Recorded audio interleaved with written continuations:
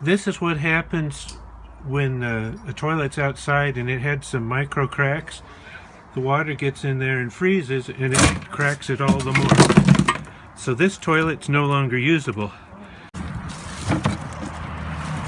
So here's a sledgehammer. This is what will make easy work of breaking up the toilet. So when you have a toilet that needs busting, the thickest part is the bowl. So that part's the hardest. Take a little off here, then I'll crack the bowl, hopefully. Woo! Because they're kind of sharp. But the idea is they're small enough to work into the household garbage. In order to enjoy this more, I'll put it out on this side and start in the back, take a few pieces off. Well, now you see how the toilet works. When it flushes, the water rushes around the rim, both sides, and flushes down. And it's clean, there's never been anything nasty in there.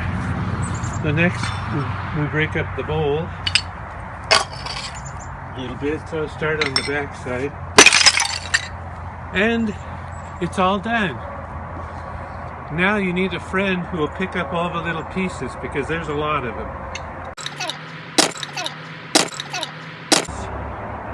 The toilet is gone and I'll have to get a new one.